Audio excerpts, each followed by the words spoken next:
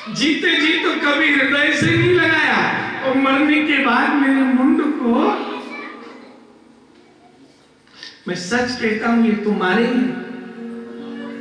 बोले क्यों झूठ बोलते हो? मैं 108 बार मरी, तुम एक बार भी नहीं मरे। हम देवता अमर कथा जानते हैं, इसलिए हम मरते नहीं हैं। हमारा कायाकल्प होता है, हमारी काया में बुढ़ापा, मृत्यु, इसका प्रवेश नहीं। अमर है। तो आपने तो बड़ी कपट की। मैं 108 बार मरी, एक जन्म में भी दया नहीं आई कि अमर कथा सुना के इन्हें अमर कर दूं। मैं मरती रही, तुम जीवित रहे, मैं जाती रही, आती रही, मिलते रहे। कितनी भक्ति आप जानोगे की, कभी दया नहीं है। सुनिए, या तो अमर कथा सुनाइए और नहीं तो मैं चली। भगवान ने सोचा हमें महादेव और महादेवी जगत पिता माता हंसी होगी। भाई ब्याह होते ही तलाक कोई, वो तो ठीक है, 2-4 महीना में, साल 6 महीना में, पर हजारों साल ब्याह के हो गए और फिर लोग हंसेंगे। बोले एक बार सुनाऊंगा, दूसरी बार नहीं सुनाऊंगा। बोले एक ही बार सुना दीजिए, 7 दिन 7 रात में पूरी होगी। बोले बिल्कुल, कितने भी दिन में हो। और देखो मैं आंख बंद करके कहूंगा, तुम हाँ करती रहोगी तो मैं समझूंगा तुम सुन रही हो, और नहीं तो समझ लूंगा तुम सो रही हो। कथा बंद। बोले बिल्कुल नहीं, मैं जाकर सुनूंगी। अब भगवान ने एक ताल ठोकी, इसलिए ठोकी कि शब्द, अब यहां एक पटाखा फूटे तो एक बार तो हम भगी जाएंगे। जितनी जीवात्मा चले जाएं ताकि कोई सुन ना ले। जिस बट वृक्ष के नीचे भगवान से बैठे थे सती के साथ, उस पर एक तोती थी, प्रसूता अवस्था में, गर्भ से अंडा होने वाला था।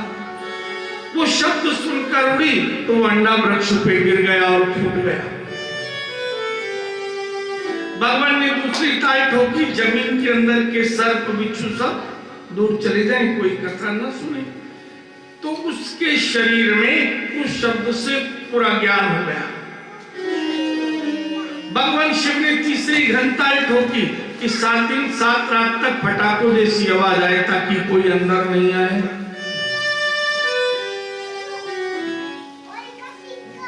अब कथा सुनाने के लिए स्मरण हरि का किया। सती सामने बैठ गई। अब श्रोता को सामने बैठना चाहिए। आंख बंद की, कथा सुनाना शुरू। हाँ हाँ कर रहे। अब कथा 2 सुन रहे हैं, एक सती और एक मोतोती का बच्चा शुक। चौथे दिन तक कथा हुई, सती को आ गई नींद। एक शब्द गोस्वामी जी ने बड़ा सुंदर कहा है और मुझे सबसे सुंदर चौपाई लगती है। काया राखे धर्म हमारा, काया राखे धर्म हमारा, काया राखे धर्म हमारा, काया राखे धर्म हमारा। हमारे धर्म की मर्यादा को काया रखती है। नींद आ गई, काया ने नहीं रखी, मर्यादा छोड़ दी। वो तोते का बच्चा सोचने लगा कथा बंद हो गई तो अब उसने हाँ हाँ कहना शुरू किया। अब जिसे सुनाना थी वो पूरी सुन रहा है और जिसे नहीं सुनाना थी, क्योंकि वो कथा अमर होने के लोभ में सुन रही थी। ये बात जान लें, अगर हम इस सत्संग में भागवत सुनने किसी लोभ में आए हैं तो हमारा मन यहां वहां चला जाएगा और कथा की लड़ी काया नाके धर्म हमारा।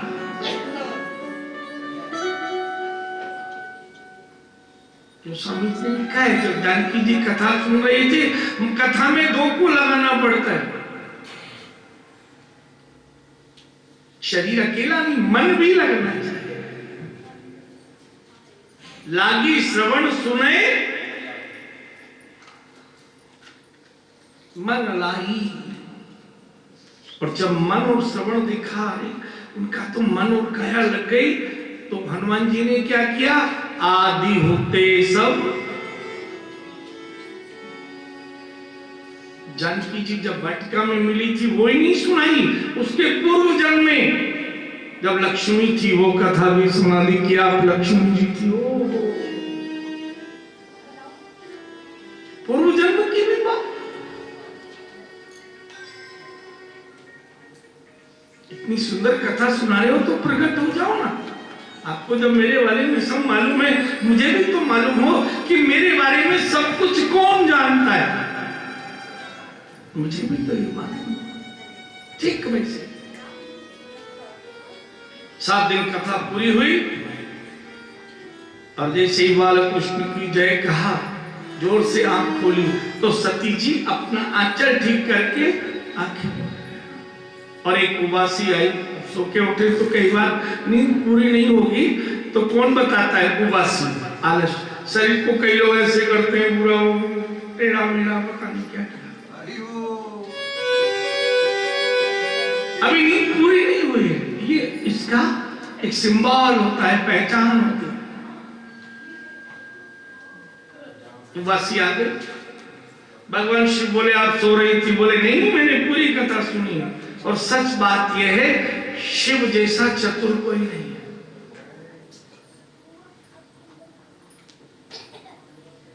अब आप कहेंगे शिव कौन है?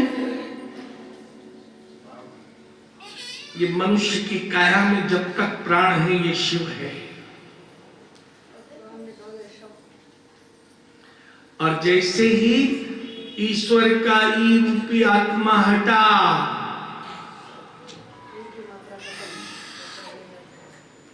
शब रह गया।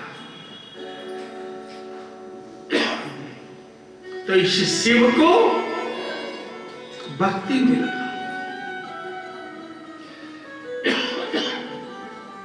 सरलता से समझे। भगवान शिव बोले आप सो रही थी। अब चतुराई देखो, झूठ बोल रही थी ना।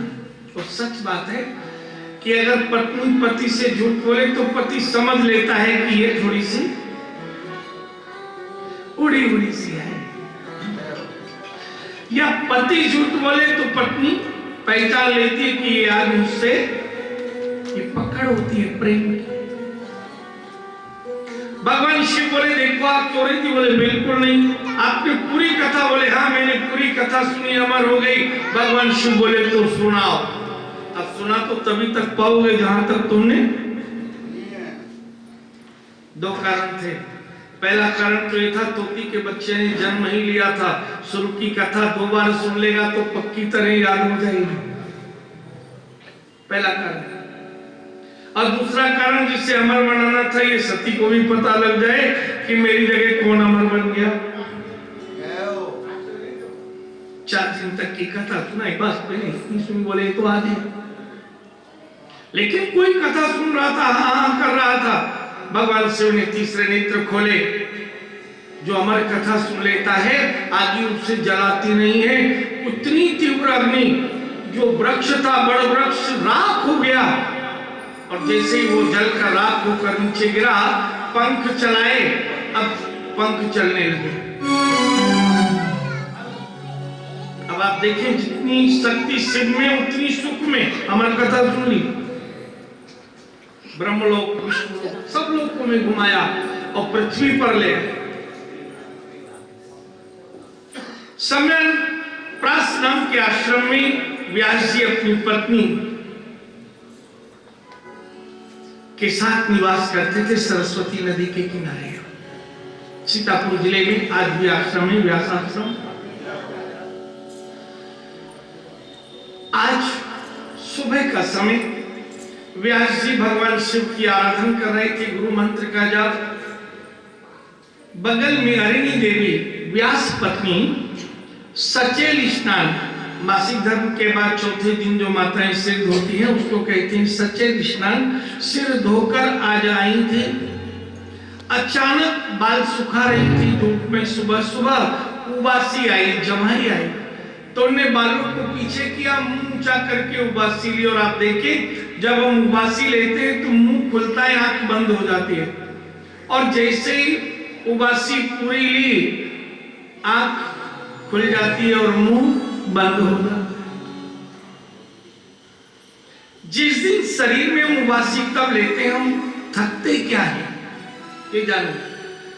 हमारे शरीर में ऑक्सीजन प्राणवायु है, हम दिन में काम करते हैं तो ऑक्सीजन कम हो जाती है, वही थकावट है। रात्रि में शरीर सोता रहता है और हम दुगनी गति से श्वास लेते हैं, तो जो ऑक्सीजन कम थी उसे पूरी कर लेते हैं और सुबह थकावट खत्म। कई लोग खर्राटे लेते हैं जोर जोर से क्योंकि उनका लेवल बहुत डाउन है और उनको उसे पूरा करना।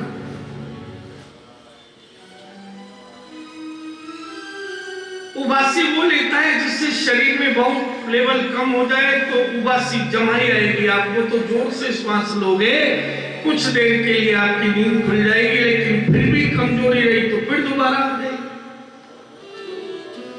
अब जैसे ही उबासी ली अरणी देवी ने मुख खोला, तोती का बच्चा मुंह में घुस गया, और जैसे ही मुंह बंद हुआ आंख खुली तो शिवजी त्रिशूल लेकर मारने आ रहे। बड़ी जोर से चिल्लाई, ओ गुरुदेव।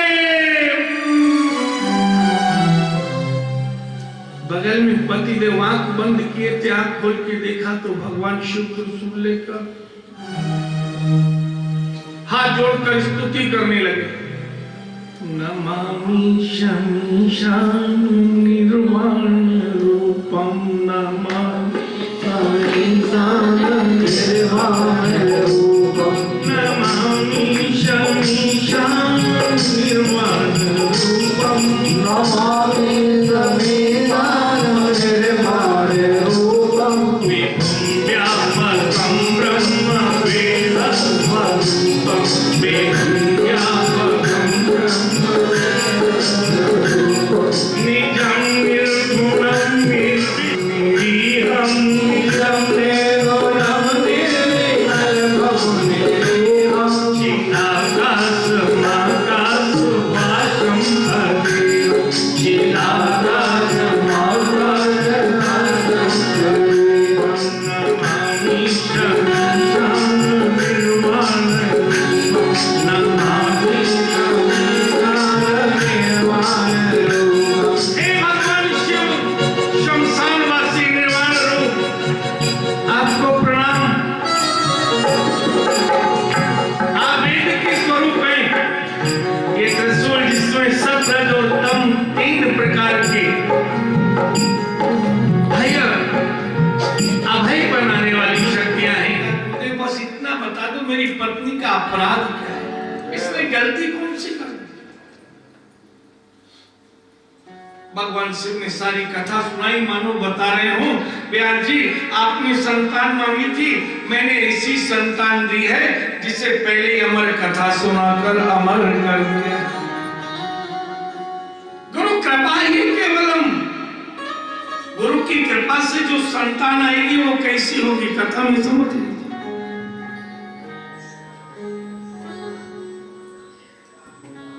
भगवान शिव विदाई लेकर चले गए। अरणी देवी प्रसन्न, 9 महीने बाद बालक होगा, पेट में बालक के चलता है। 12 वर्ष हो गए, जन्म ही नहीं लिया। प्रतीक्षा की भी एक सीमा होती है भाई, 9 महीने के 10 हो जाए तो ही बार बार डॉक्टर से देखो भैया कुछ दवाई दो, कुछ तो करो। 12 वर्ष बाद गर्भ के पास मुख ले जाकर व्यास जी ने कहा, वही विनिसर विनाशय दुख जाल, आप बाहर आ जाओ, जन्म लो। अपनी मन में उल्टे लटके हुए दुख को समाप्त करो, गर्म पानी में उबल रहे। अंदर से बालक कहता है, अहम बर्हिणयाम मुपसर्पित विष्णु माया, मैं बाहर नहीं आऊंगा, मुझे विष्णु की माया पकड़ लेगी। मुख में वाणी मिलेगी तो क्रोध, ये माया है। कान में सुनने की शक्ति मिलेगी, लोभ, वो व्यक्ति वो काम करता है, बहुत कमाता है, मैं भी वही करूं। कानों में माया है, लोभ, नेत्रों में है काम, मोह है काया में, राग है मन में, द्वेष है बुद्धि में और ईर्ष्या है चित्त में। ये सात माया है। मैं बात नहीं रहूंगा। व्यास जी ने कहा, मैं तुम्हें वचन देता हूं, मेरी माया आपको स्पर्श नहीं करेगी। सत्युग में दोनों की इच्छा हो, कोई जन्म, मां भी चाहे संतान जन्म ले ले और पुत्र भी चाहे, नहीं तो गर्भ में ही रहे जब तक दोनों की इच्छा नहीं हो। बालक जाना, अरे पुत्र, पर सुना ही नहीं। क्योंकि हम उसी को देखते हैं जिससे समझते हैं मुझे बुला रहा है। केवल शिव जी की आवाज सुनी थी, उनकी आवाज मालूम। बालक जाने के बाद व्यास जी ने विचार किया, मेरे ग्रंथों का क्या होगा। गुरु कृपा से संतान मिली और वो भी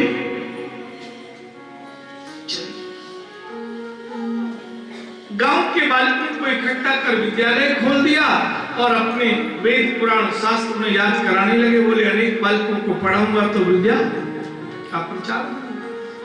अब पहले नियम था, माता पिता अकेला बच्चा गुरुजी को सौंपते थे खाली हाथ। गुरुजी कोई भी दक्षिणा नहीं लेते थे, अपनी ओर से खिलाते भी थे बच्चों को और पढ़ाते भी थे। दक्षिणा कब मिलती थी गुरुजी को? जब बच्चा सब पढ़ लिख कर पहले नौकरी करता, गुरुजी का कर्जा चुकाता और जब गुरुजी कहते पढ़ाई के पैसे पूरे हुए तब माता पिता के पास जाता। विदेशियों को पता लगा हिंदुस्तानी बच्चे बड़े ज्ञानी, ओहो, खुद बच्चे से कमा कर लेते हैं, इसलिए बच्चों को ज्यादा पढ़ाते हैं, ढंग से पढ़ाते हैं। वो कमाएगा तो गुरुजी को खूब देगा तो माता पिता को भी देगा। विदेशियों ने पहला नियम बनाया कि बच्चे की पढ़ाई के पैसे माता पिता देंगे, फीस भरेंगे तो गुरुजी पढ़ाएंगे, नहीं तो नाम काट देंगे। यहाँ आकर देखा गुरुजी बैठे हुए लोड लगाकर पेड़ के नीचे बच्चे खड़े होकर पढ़ रहे हो। इसीलिए भारत के बच्चे ज्ञानी हैं। गुरुजी को खड़ा कर दिया और बच्चों को बिठा दिया। लेकिन फिर भी हमारे देश की विद्या का बाहुबल कि हमारे देश के बच्चे तो विदेशों में रहते हैं कमाने के लिए। विदेशी भारत में आकर कमा के नहीं ले जा सके और न ले जा पाए। और ये बात हिंदुस्तान के प्रधानमंत्री मोदी जी जानते हैं, इसीलिए विदेशियों को जोड़ रहे हैं। वो जानते हैं विदेशी जितना जोड़कर यहाँ लाएंगे वो यहीं छोड़ के जाएंगे, कुछ भी लेके आएंगे। सबके खातों में 15-15 लाख आएगा।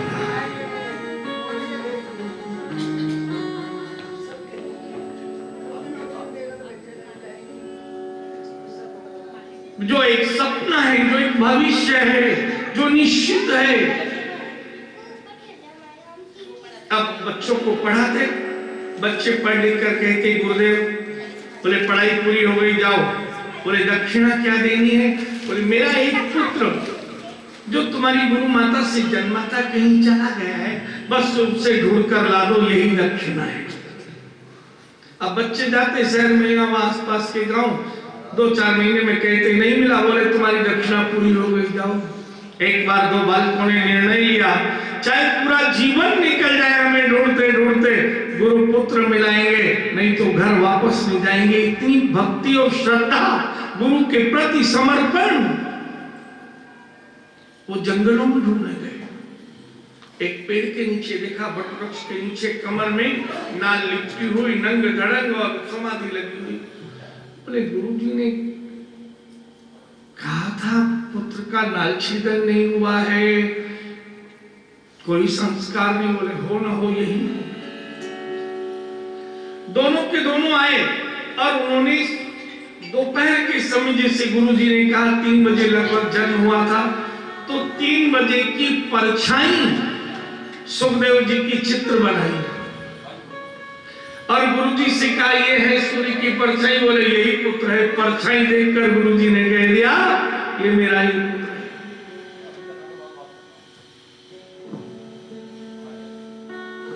बोले 2 अमर कथा के श्लोक सुना देना, एक में भगवान की कृपा और एक भगवान की स्वरूप का वर्णन। 2 श्लोक जाकर गांव में सुनाए, जैसे ही आंखें खोली बोली ये तुम्हें कहां से मिले?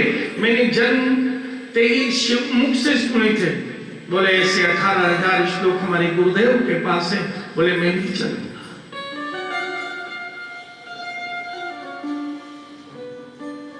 आज सुखदेव जी ने विचार किया, बड़ी कृपा हो गई कि दोबारा सुनने को मिलेगा। विवेक सत्संग से याद है, बिनु सत्संग विवेक न होई, राम कृपा बिनु सुलभ न होई। आज कृपा है भगवान शिव की, इसलिए मुझे मिलेगा सत्संग। प्रसन्न मन चलिए। एक शिष्य ने आगे आकर कहा बस आ रहे हैं। व्यास जी ने अपनी पत्नी को कहा, थोड़ा धीरे बनाए। व्यास जी ने अपनी पत्नी को कहा पुत्र को पुत्र मत समझना, इसे गुरु कृपा समझकर ज्ञान देना है। तुम धर्म की मां बनना, मैं धर्म का पिता बनूंगा। कभी बालक को पता ना लगे,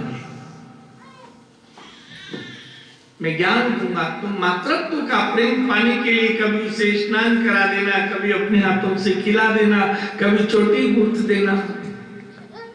गुरु माता और गुरु बनकर सारे ग्रंथों का अध्ययन करा दिया। एक दिन सुखदेव जी से कहा विद्या पूरी हो गई। सुखदेव जी बोले क्या दक्षिणा दूं? बोले यही दक्षिणा है, जिस दिन किसी संसार की माया से कोई दुखित होकर मुझे पाना चाहे, संसार की माया से दुखित होकर मुझे पाना चाहे, तो मेरे इस ग्रंथ को उसे सुना देना, उसे मैं मिल जाऊंगा। जो संसार में मिलना चाहता उसे मत सुनाना।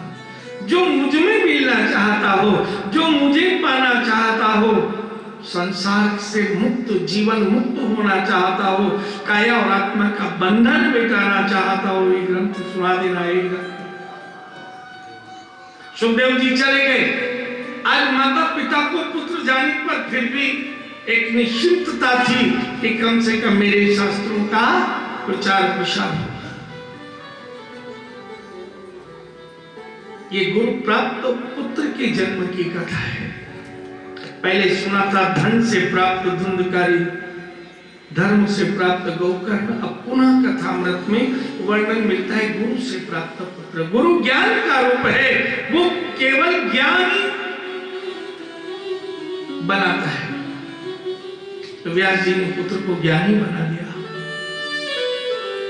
अब पुत्र के जाने पर मन में तो अरे पशु को 2 दिन रख लो, तोते को 2 दिन रख लो, छोड़ना पड़ जाए तो थोड़ी देर के लिए मन विगलित होता है। जिसे जन्म दिया हो, जो मिला हो बहुत दिनों के बाद और हो चला जाए। अब व्यास जी तो मन में चिंतित और उतने में ही पधार गए।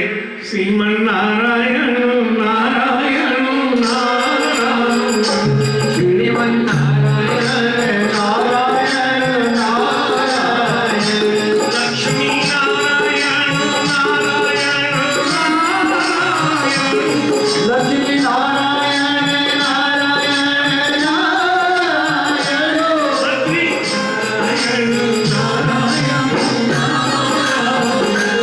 लक्ष्मी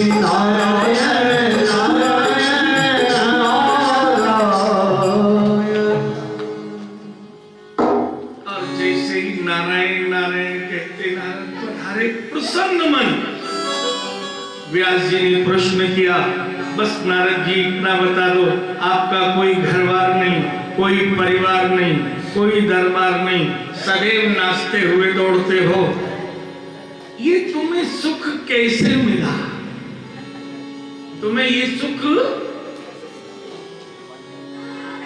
नारद जी बोले, ये मैंने इस जन्म से नहीं पाया, ये सुख मुझे पूर्व जन्म से मिला है।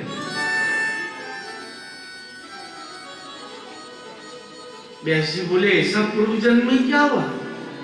बोले, पिछले जन्म में मैं इतना पापी था, उधर मेरा जन्म हुआ, उधर मेरे पिता की मृत्यु हो गई।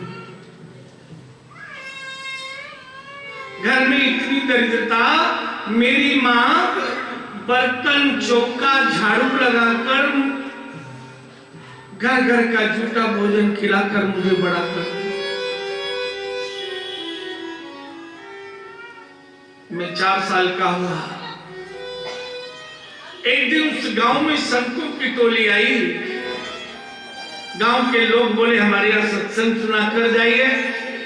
अब उस दिन चातुर्मास का आरंभ दूसरा दिन होना था। 4 महीने देवता जाग, 8 महीने जागते हैं, 4 महीने सोते हैं। जब देवता जागते हैं तो संत यात्रा करते हैं, और देवता सोते हैं तो एक स्थान पर रहते हैं। शंकराचार्य तो ये नियम अभी निभा रहे हैं, बाकी और संत तो नहीं निभा पाते।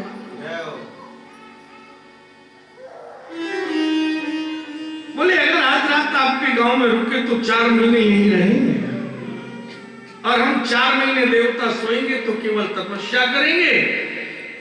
तो हमें सेवा के लिए गांव के लोग चाहिए जो बुहारी लगा दें, हमारी लंगोटी भी धो दे, पानी भी भर दे, भगवान का राजभोग भी बना दे, और पूरे गांव के लोग बोले, हम इसकी व्यवस्था भी कर देंगे। संतों ने अपना शिविर लगा लिया।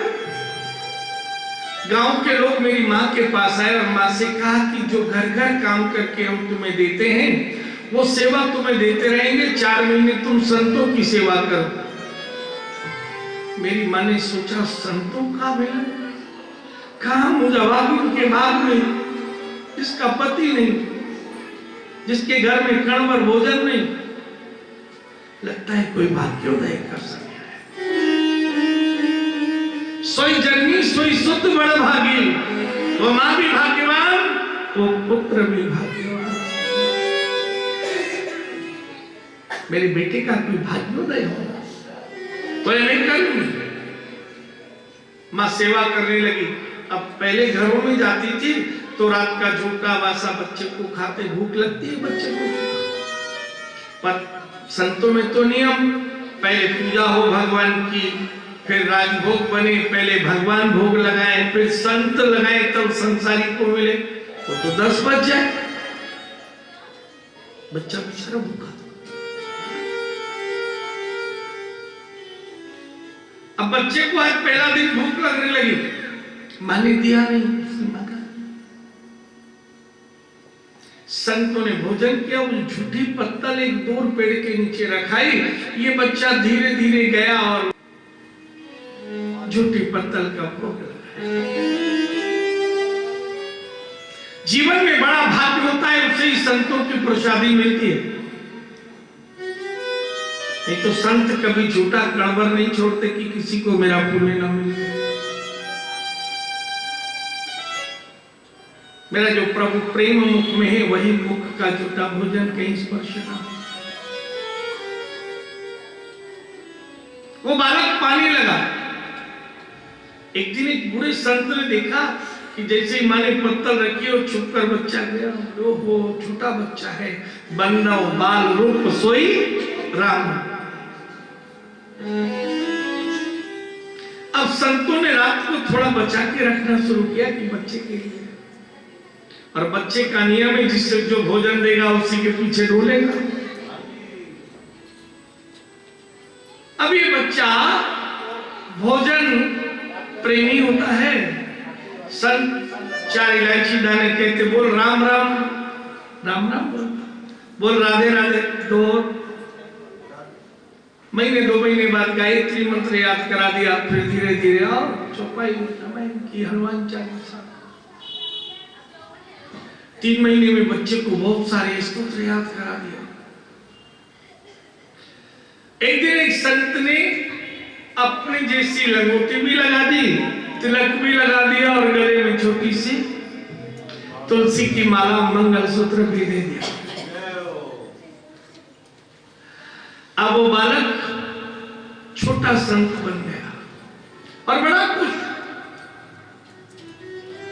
दिन भर संत भोजन कराते, रात को संतों के चरणों में दबाता हो, नई नई कथाएं सुनाते संत, आनंद।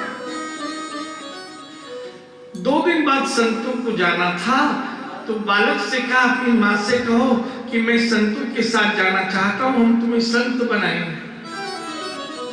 बालक अपनी माँ के पास गया, माँ 2 दिन बाद बाबा जी लोग जाएंगे, हमें उनके साथ भेज दो, मैं संत बनूंगा। माँ रोने लगी। माँ की आंख के आंसू देखकर बालक ने कहा, माँ रोती क्यों?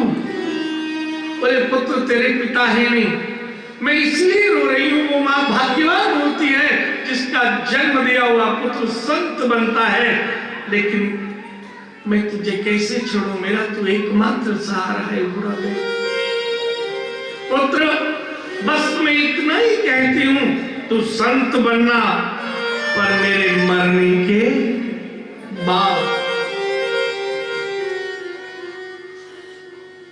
मां की आंख के आंसू नहीं देख पाया बच्चा। संतों से कहा, मैं आपके साथ नहीं जाऊंगा। मेरी मां ने कहा, मेरे मरने के बाद संत बनना, मैं उनके मरने के बाद संत। संतों ने सोचा, छोटा बच्चा है, जैसे संसारी एक पुत्र को जन्म देकर सुख पाता है, ऐसे ही संत भी अपने पितरों के ऋण से ऋण होते, एक नया संत बनाकर।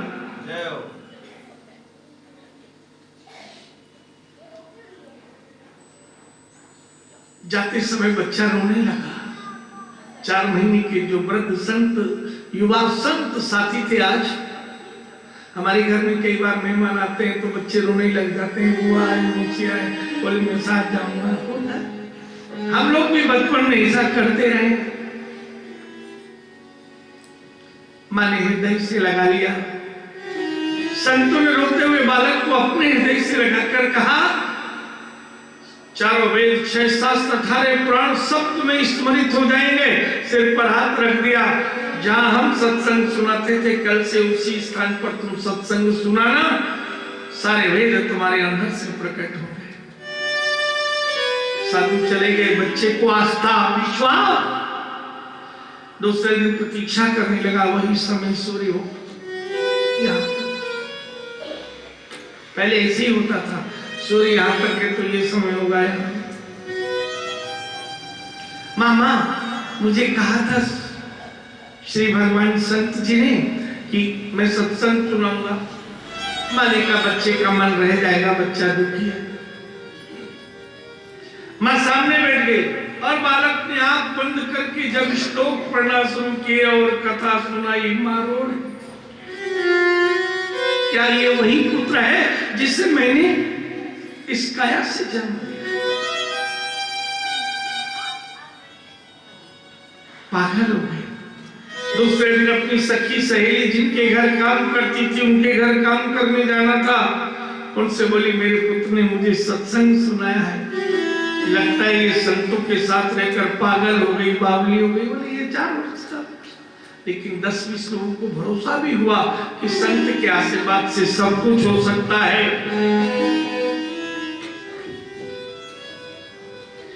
कान पावक जारी सक और कान समुद्र समाय, कान करे अबला प्रबल, काल न के कहीं खाए।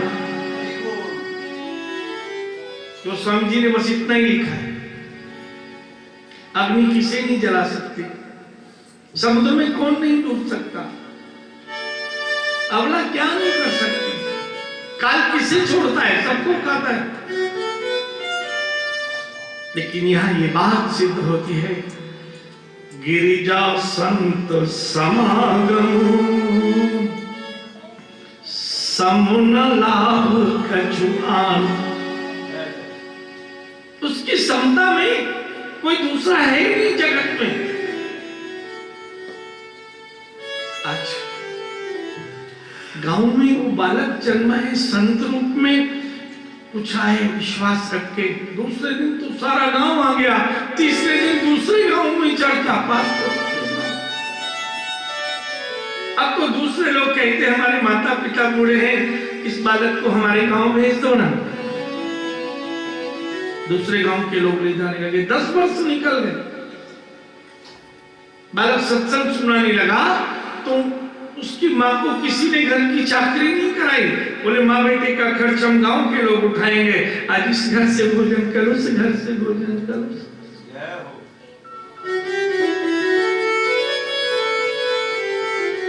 10 वर्ष निकल गए। 10 वर्ष बाद संतों की टोली फिर आई, और जैसे ही संतों की टोली आई तो संतों ने उस गांव में पूछा, हम 10 साल पहले आए थे, एक दासी ने हमारी सेवा की थी, 4 वर्ष का पुत्र था, अब तो 14 वर्ष का हो गया होगा। सब लोग बोले आपकी संतों के आशीर्वाद से वो संत बन गया है, आज उस गांव में सत्संग करने गया है। संतों को लगा हमारा जन्म धन्य हो गया, हमारा जीवन सार्थक हो गया। सो धन धन्य धर्म गति जाकी, जिसने धर्म में गति दे दी एक नई बालक को। मिलने का भाव जागा, नगर के लोग बुलाकर लाए। अब तो गांव में सत्संग, संत सुनाते, बालक सुनता और बालक सुनाता, माँ सेवा करती, माँ बेटे मिलकर। 2 महीने पूरे हुए, अचानक एक दिन माँ राजभोग बना रही थी। इधर संतों के मन में एक भाव जागा कि संत की माँ ने कहा है कि जब मैं मर जाऊं तो संत बनना। संतों ने गोविंद से कहा इसके जीवन में संत बनने में एक उलझन है, वो है इसकी माँ। आज गोविंद ने क्या किया, काले नाग का रूप धारण कराए और माँ को डस लिया, माँ के प्राण।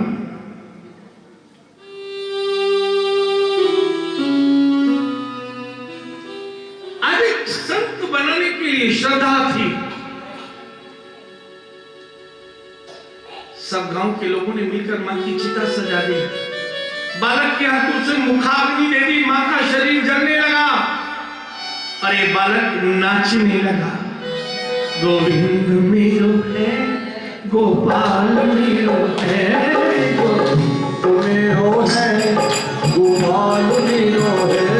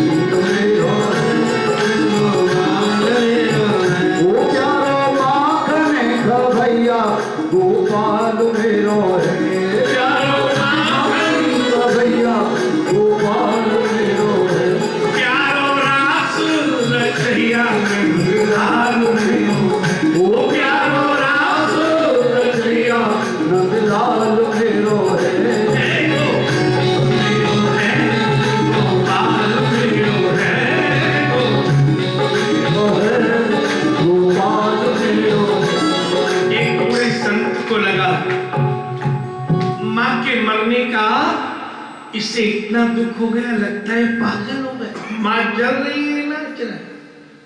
बोले तू नाच क्यों रहा है? बोले आज बड़ा प्रसन्न हूं, मेरी मां ने कहा था जब मैं मर जाऊं तो अब मैं संत बनूंगा। मैं आनंद में एक उत्तरदायित्व, एक जिम्मेदारी थी। 2 महीने बाद संत नगर छोड़कर गए, साथ चला गया, वेद पढ़ाए गए। थोड़े दिनों में गुरु जी से कहा मैं तप करूंगा, एकांत में तप करने लगे। एक दिन तपस्या कर रहे थे, तभी भगवान नारायण ने दर्शन दिए। बोले मैं नारायण, आंख खोलो। आंख खोले तो दर्शन नहीं, आंख बंद करे तो फिर दर्शन, आंख खोले तो दर्शन। बोले प्रभु मैं आंख खोलता हूं तो आपके दर्शन नहीं होते, और बंद करता हूं तो आपके दर्शन। मैंने खोलकर देखा, आप तो नहीं मिल रहे। भगवान नारायण बोले, जिस माता पिता ने तुम्हें शरीर दिया है, उन माता पिता का इतना पुण्य नहीं था कि तुम इन आंखों से मुझे देखो, लेकिन तुम्हारा पुण्य इतना है कि तुम आंख बंद करके मुझे। अब बालक बोला, अगर आंख खोल के देखना हो तो? बोले, अगले जन्म में तुम्हें जन्म मिलेगा, तब तुम मुझे देखोगे। बोले, अगला जन्म कहां होगा? बोले, मेरे ही अंश रूप ब्रह्मा के हृदय से तुम नारद नाम से जन्म लोगे। तो प्रभु मैं आपको ढूंढूं कहां, मिलोगे कहां? क्या फिर ऐसे ही? भगवान नारायण बोले, नाहं बसामि वैकुंठे योगिनां हृदये मद्भक्ता यत्र गायन्ति तिष्ठामि नारद। वैकुंठ में मताना में नहीं, योगियों के हृदय में भी नहीं। जब मेरे भक्त मेरा कीर्तन करते होंगे वहां मिलूंगा। तो नारद जी बोले, अगर मैं कीर्तन करूं? बोले, तुम्हारे पास मिल जाऊंगा, वरदान मांगो। बालक बोले, यही वरदान दो, जब जब जन्म हो मैं कीर्तन करता रहूं। राम अंग संग्रह हो, छुपकर तो रहते ही, सामने रहो। क्या करना पड़ेगा? कीर्तन। क्या करना पड़ेगा? दोबारा जन्म हुआ, मैं कीर्तन इसीलिए प्रसन्न मन रहता हूं। और जब भगवान का साथ है, तो क्या लिखा मानस में? चाहे न चाहे कबहू न पत्नी चाहिए, न पुत्र चाहिए, न धर्म चाहिए, न व्यवहार, न संबंध, कुछ नहीं, केवल मैं और मेरा बस। मैं इसीलिए प्रसन्न मन रहता हूं। नारद जी ने चतुश्लोकी भागवत सुनाई, 4 श्लोक। एक में भगवान का गुण, एक में रूप, एक भगवान की लीला,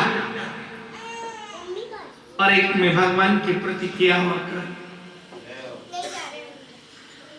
चारों एक श्लोक में आनंद में डूब गए। व्यास जी नारद जी कीर्तन करते चले गए, और वही चतुश्लोकी भागवत 12 स्कंदों में 18,000 श्लोकों में। संस्कृत में 2 शब्द हैं, हिंदी भाषा में भी प्रयोग होते हैं, समास और व्यास। समास माने व्याकरण में छोटा करना, और व्यास माने बड़ा करना। 18,000 श्लोकों में वर्णन। ये संत जन्म की कथा है। संत एक जन्म से अवतारित नहीं होते, उनके पूर्व जन्म का भी उन्हें श्रेय, धर्म का बल, उनके संग अंग अवतार देता। पुनः कथामृत में वर्णन करते हैं। महाभारत की कथा का अंश लिया है इस पुराण में। यथा मृधे कौरव शृंगयावनं वीरेश्वतो वीरगतिं गते। महाभारत का युद्ध 17 दिन रात्रि पूरी हो चुकी थी, अंतिम दिन था, 18 दिन चला है महाभारत का युद्ध। और 17वीं रात्रि तक गांधारी धृतराष्ट्र के 99 पुत्र मारे जा चुके थे। 100वां पुत्र दुर्योधन, उसकी जंघाएं भी गदा से भीम ने तोड़ दी थी।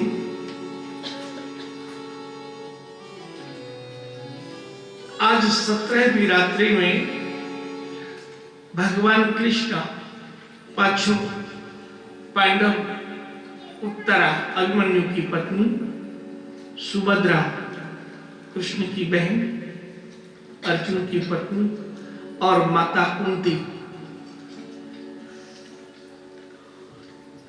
ये विराजमान। भगवान लीलाधर की लीला देखें।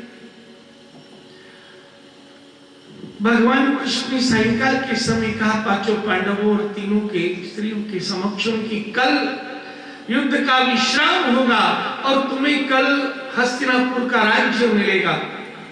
आज रात्रि में विश्राम मत करो। ये राज्य की स्थापना पितरों ने की है। आज गंगा तट पर चलो और मेरे साथ में अपने पितरों की आराधना करो, जिनका धन संपत्ति वैभव सम्मान तुम्हें मिलेगा।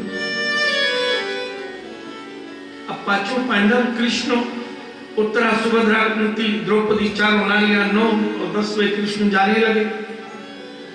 द्रौपदी के 5 पुत्र आए और बोले माँ माँ कहाँ जाते हो, कब आओगे, हमें ले चलो ना। द्रौपदी ने कहा आज हम बुजुर्गों के वृद्धों का आह्वान ध्यान करने, चिंतन मनन कीर्तन करने जा रहे हैं। छोटे बच्चे हो, तुम्हारी आवश्यकता नहीं। तो पांचों ही पुत्र बोले माँ हम जहां सोते हैं वो बिछावन थोड़ी कठोर है बिस्तर, और जहां हमारे पिता सोते हैं वो थोड़ी मुलायम है। अगर आप कहो तो हम अपने अपने पिता के बिछावन पर जाकर सो जाए। 5 पति हैं द्रौपदी के, नियम से रहती है। 1 वर्ष युधिष्ठिर की बनती है तो चारों छोटे भाई पुत्र के समान व्यवहार करते हैं। 1 वर्ष अर्जुन के साथ रहती है तो बड़े ससुर के समान और छोटे पुत्र के समान। 1 वर्ष भीम की पत्नी बनती है तो चारों सम्मान करते हैं। नकुल की पत्नी, सहदेव की पत्नी, तो इन पांचों की 1-1 वर्ष पत्नी बनकर रही। तो 1-1 बार गर्भ धारण कर पांचों पति से 1-1 पुत्र जन्मा। पांचों अपने अपने पिता के आसन पर सो जाए, रात्रि में आना है नहीं। अम्मा के लिए तो जितने पति में उतनी श्रद्धा पुत्र में। लीलाधर की लीला देखी। ये पितरों का आह्वान करने आई है। उधर अर्धरात्रि में जोर जोर से दुर्योधन रोने लगा। दुर्योधन के ठीक बगल में दुर्योधन के मित्र हैं आचार्य द्रोण के पुत्र अश्वत्थामा, वो सोए हुए थे। जाकर अपने शिविर में से निकल कर आए और कहा दुर्योधन क्यों रोते हो, जंघाई टूटी है, बहुत पीड़ा हो रही होगी। अरे वीर हो, योद्धा हो, वीर रोते नहीं, रोना बंद करो।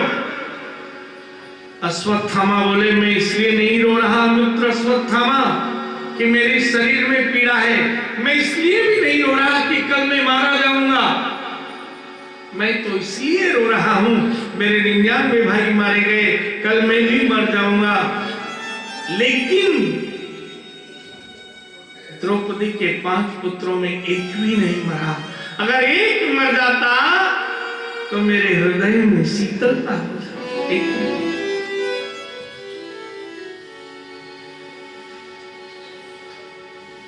अश्वत्थामा बोले मित्र रो मत, मैं ब्राह्मण हूं, धर्म धारण करना मेरा धर्म है, मेरा धर्म का धारण करूंगा और रात्रि में सोए हुए 5 पुत्रों को मार कर अभी ले आता हूं। एक भी बात करते हो, मैं 5 द्रौपदी के पति को मार कर लाता हूं। ब्राह्मण बलशाली, ज्ञान गुण युक्त, भरोसा हुआ। अश्वत्थामा ने रात्रि में दंत पर बाण रखा। धर्म युद्ध कहते हैं सूर्योदय से सूर्यास्त तक शत्रुता और उसके बाद में मित्रता, साथ भोजन करनी। और निश्चित होता है कि जहां जिसको रहना है वहीं रहना पड़ता है। पता नहीं रात्रि में कब किसकी जरूरत पड़ जाए। तो सब अपने स्थान पे ही रहते हैं। जहां सेनापति का स्थान है वहां सेनापति, जहां कर्मचारी। आज बदले हुए थे ये 5 पुस्तक। सोए हुए 5 शरीर देखे अश्वत्थामा ने एक ही बाण से 5 मस्तक काट लिए और इतना ही अंधियारी रात थी, 5 को अपने अधो वस्त्र में रखकर कंधे पर आ गए। देख 5 को मार कर दुर्योधन बोले असंभव।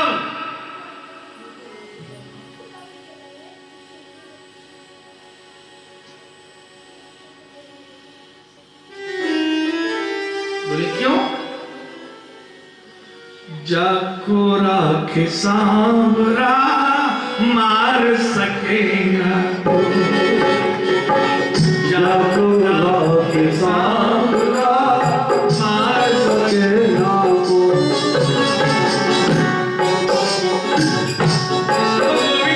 उससे कैसे कोई मार सकता है? बाल न बांका कर सके जो जग में ही हो। बाल न बांका कर सके जो जग में ही हो। जागोरा के सांवरा मार सकेगा को। जागोरा के सांवरा मार सकेगा को। जिससे सांवरा रखता हो देख ले। और जैसे ही वस्त्र खोला तो पांचों द्रौपदी के पति नहीं पुत्रों का मस्तक। ओहो, मित्र तुमने मित्रता नहीं शत्रुता निभाई है। यही पांच तो हमारे वंश में अंतिम थे और ने भी तुमने मार दिया। हम तो निर्वंश हो गए। कौन हमें पानी देगा? कौन श्राद्ध में भोजन देगा? तुमने कुल नष्ट कर।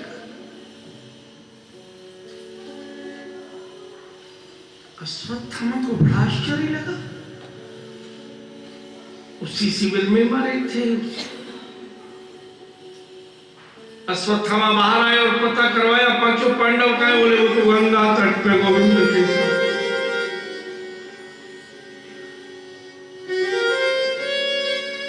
दुर्योधन के पास आए। बोले वो तो कृष्ण के साथ ही गंगा तट पर हैं।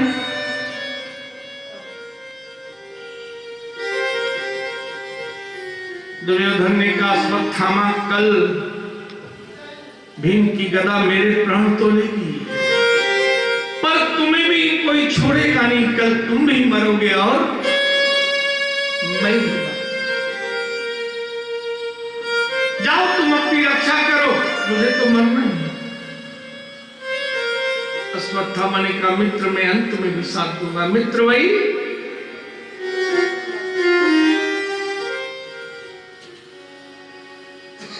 एक प्राण दो देही। देह दो हूं पर प्राण एक माने वही मित्र है।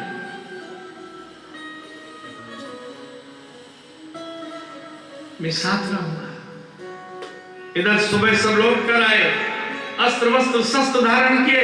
द्रौपदी ने कहा पांचों बालक कल पिता के बिछावन पर सोए थे, शायद नींद अच्छी आई हो लेट सोए हों। मैं तो कल थी नहीं, जगाती हूं। और जैसे ही देखा धड़ रखे हुए रक्त की नदी बह रही। चीख पड़ी कृष्ण।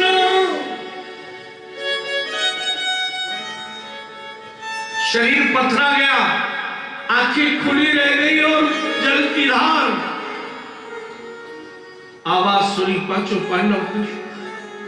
पांचों बालकों के धड़ देखकर अर्जुन तो चरण रंग में पकड़ कर बैठ गया चरण में।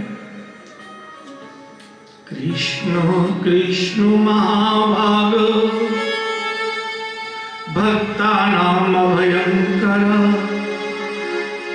त्वमेको दैर्यमाना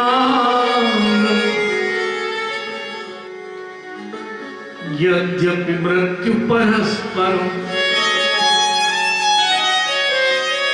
अरे मैं तो ये जानता था कि जो कृष्ण के पास है, जो कृष्ण के साथ है, मृत्यु उसके पास नहीं आती है। क्या हो गया पास? हमने उस नेत्रहीन धृतराष्ट्र गांधारी के 99 पुत्रों को मारा, हमारे पुत्र भी नहीं बचे। हमारा किया कर्म हमें।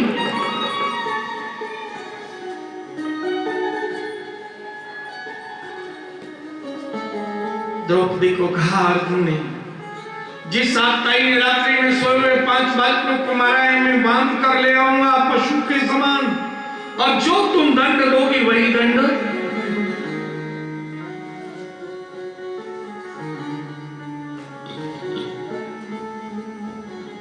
गांधी उठा लिया, रथ पर चढ़े। कृष्ण रथ चलाना आरंभ किया। जैसे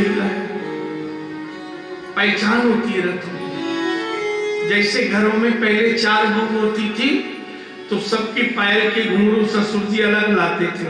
बोले 1 नंबर बहू आ रही है, 2 नंबर बहू आ रही है, और सासू आ रही है, और लड़े कड़े बसते थे ना बाबू के टनन टनन। तो ऐसे कृष्ण के रथ के घुंघरू की पहचान। अश्वत्थामा प्राण बचाओ, अर्जुन कृष्णा ने। और जैसे ही शिविर से बाहर निकला तो ब्रह्मास्त्र अर्जुन पर छोड़ा। अर्जुन ने ब्रह्मास्त्र लौटा दिया, अश्वत्थामा उसी ब्रह्मास्त्र में ऊपर से नागपाश से बांधकर रथ में डाल दिया।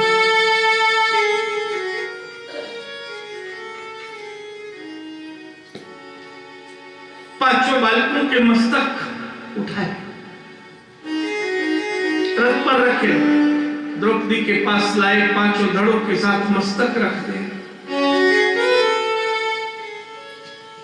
बने हुए उस नागपाश और ब्रह्मास्त्र में पशु के समान अश्वत्थामा को पटक दिया। द्रौपदी, जो कहोगी तुम वही दंड मिलेगा।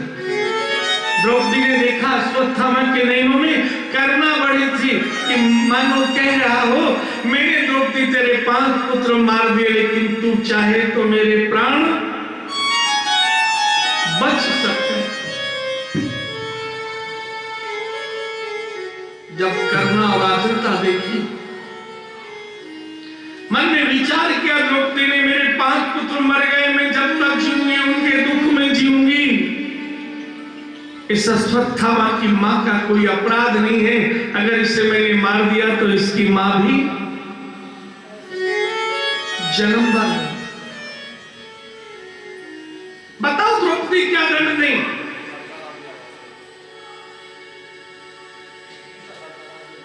द्रौपदी जोर से हंसने लगी देखकर अर्जुन की ओर।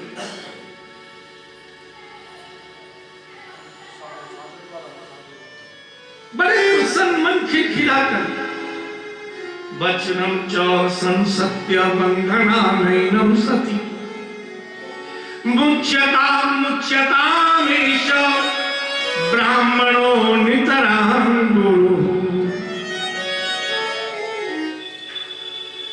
इसे छोड़ दो, मुच्यताम छोड़ दो।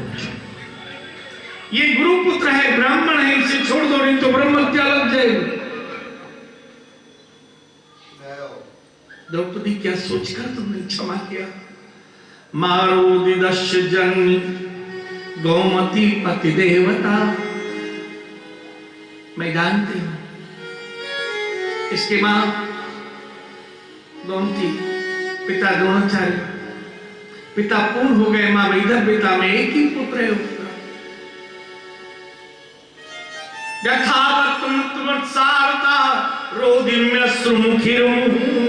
जैसे मैं अपने 5 बालकों के लिए रोऊंगी वैसे वो भी रोएगी। ये अपराधी है, पर इसके मरने पर इसकी मां दुख पाएगी, रोएगी। मैं इसकी मां को रोते हुए नहीं देख सकती। भीम ने गदा उठाई, बोले मैं मारूंगा। द्रौपदी ने क्षमा किया, मैंने थोड़ी किया, मेरे पुत्र को भी मारा है। भगवान कृष्ण ने रोक दिया। ब्रह्मबंधुर न हंतव्य आतताई वदार्हण। ब्राह्मण का वध नहीं करना चाहिए, लेकिन ये आपता इसने वध किया है, बालकों का करना भी चाहिए।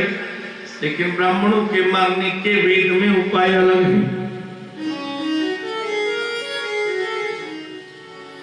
ब्राह्मण को मारने का उपाय है उसका अपमान कर दो, पल पल मरता रहेगा। जितने दिन जिएगा वो केवल मर मर कर जिएगा। दूसरा, ब्राह्मण को मारने का उपाय है उसका धन हरण कर दो, दरिद्री बना दो। तीसरा, ब्राह्मण को मारने का साधन है देश निकाला दे दो।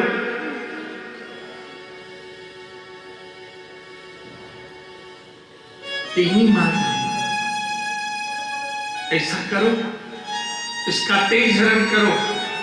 अर्जुन, अश्वत्थामा के मस्तक में मणि है, तीर की नोक से निकालो। मणि विहीन ब्राह्मण पल पल मरेगा। अर्जुन ने तीर की नोक से मणि निकाल ली। अश्वत्थामा रुदन करते हुए चले, नागपाश और ब्रह्मास्त्र से मुक्त कर दिया।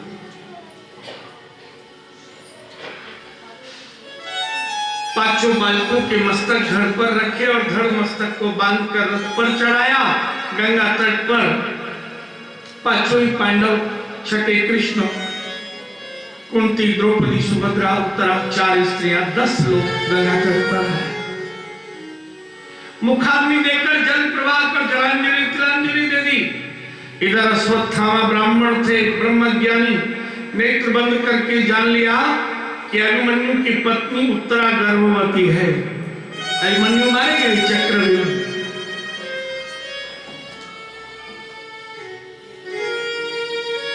और यदि अभिमन्यु की पत्नी के गर्भ से उत्तरा के बालक जन्म लेगा और सब उसे पता चलेगा इनके पिता और पिता के 5 भाइयों को मार दिया गया था महाभारत युद्ध में और 5 भाइयों को मारा गया था अश्वत्थामा के हाथों, तो वो शत्रु जन्म ले लेगा। ब्रह्मास्त्र लिया, उत्तरा के गर्भ पर छोड़ दिया कि कोई शेष शत्रु न रहे, निर्भय रहूं। इधर आ रहे हैं राज्य की ओर, गंगा तट से बालक मृत हो गया और उस मरे हुए बालक की पीड़ा उत्तरा के गर्भ में आ गई। पीड़ा हुई, उत्तरा ने स्तुति की, पाहि पाहि महायुग देव देव जगतपते। रक्षा करो हे जगत के स्वामी। जो आपका आश्रय पाता है उससे मृत्यु से भय नहीं होता, लेकिन मुझे लग रहा है मामे गर्भे निपात्यताम, मेरा गर्भ गिर चुका है। गर्भ के बालक की रक्षा कर। एक माँ क्या मांगती है? सास के भी पांव छुएगी तो ऐसा आशीर्वाद दो माँ मेरी गर्भ के बालक की, ससुर के पांव छुए, ब्राह्मण के, देवताओं को प्रणाम करे, मेरे गर्भ के बालक, मेरे जन जीवित बालक और मेरे पति की रक्षा करो। एक ही भाव है, रक्षा करो पाए पाए। गोविंद जान गए दिव्य दृष्टि से कि बालक मृत हो चुका है। सुदर्शन चक्र को बुलाया, जाओ इस बालक की गर्भ में रक्षा करो, प्राणदान दो। सुदर्शन पधारे हैं, बालक को फिर जन्म दे दिया है और गर्भ पर कहीं कोई ब्रह्मास्त्र न आ जाए।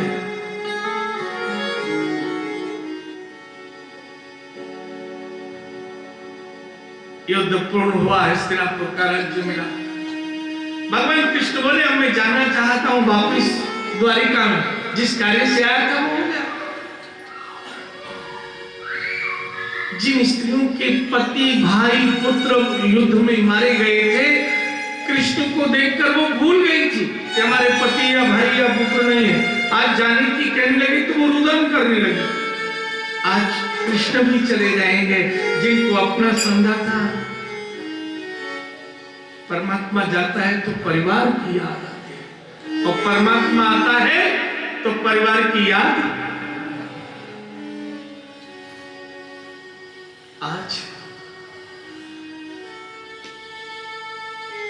गोविंद ने अपने शरीर के रूप बनाए। जिसने देखा मेरे पति नहीं है वो चले गए युद्ध में, उनको कृष्ण के शरीर में पति दिखने लगे। जिनके भाई नहीं थे उनके भाई भी कृष्ण में, जिनके पुत्र नहीं थे पुत्र। मानो ये तो है, यही मेरे भाई है, यही मेरे पिता है, यही मेरे पति। एक भाव सब संतुष्ट हो गए कि भगवान के ही समर्पित हुए और हम भी भगवान के समर्पित हैं। बुआ बोली कुछ मुझे भी तो देते जाओ। सबको बांट रहे हो और बुआ को डांट रहे हो। हमारे घर भी 3 बुआ जी आई हैं। बुआ को भी तो कुछ दे दो। मांगो बुआ। पिपदम संतु सस्वत्र यत्र यत्र जगद्गुरु। सारे संसार में जितनी विपत्ति है वो सारे दुख सारी विपत्ति मुझे दे दो। विपदा संतु न शस्वत्र तत्र तत्र जगद्गुरु। भगवान कृष्ण बोले सब कुछ मेरे पास सामान है, विपत्ति नहीं। दुकानदार वही सामान रखता है जिसके ग्राहक बार बार लौटे, बोले वो भी रख लेता हूं, बिक जाएगा। आज तक किसी ने विपत्ति मांगी नहीं, तुम विपत्ति का क्या करोगी? उनकी बुआ कहती है मेरे जीवन में एक ही ज्ञान आया, विपत्ति आती है तो गोविंद साथ लाती है, और संपत्ति आती है तो शत्रु साथ लाती है। माया आएगी तो शत्रु आएंगे, और यदि गोविंद आएगा तो विपत्ति साथ है। जब भी विपत्ति आए समझो मेरा गोपाल मुझसे मिलना चाहता। जिस दिन रात्रि हो, बिस्तर हो, नींद नहीं हो, कि आज मेरे गोपाल का नाम ले लूं, इसलिए उसने मुझे जगाया है। क्योंकि कहते हैं स्त्री वही सोए जिसका खसम सो नहीं दे। जिस रात नींद नहीं आए, अगर नहीं बैठना है तो लेटे लेटे उसका नाम लो और कहो प्यारे आज देखो क्या क्या आनंद आएगा। हर दिन नियम बनाओ, रात में जब भी सो आजा प्यारे, देखो आप कैसे सो। 10-5 दिन कह दिया तो रात को सपने में भी आएगा। आप यहाँ कथा सुन रहे हो ना, अभी बाकी 6 दिन, रात को सो के जाओगे तो भी लगेगा कि हाँ कथा में बैठे हम, और फिर देखोगे लाइट जला के अरे कथा तो चली नहीं है।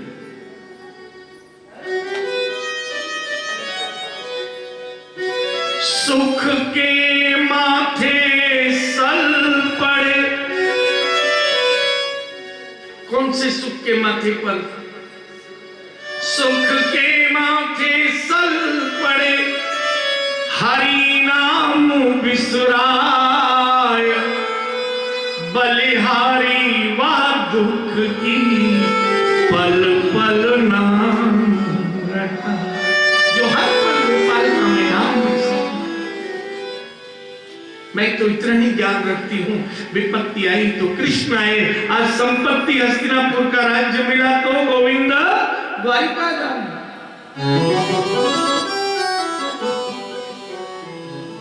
बालक रोता है, माँ किसी काम में हो तो बच्चे को खिलौना पकड़ाती है, काम पूरा कर।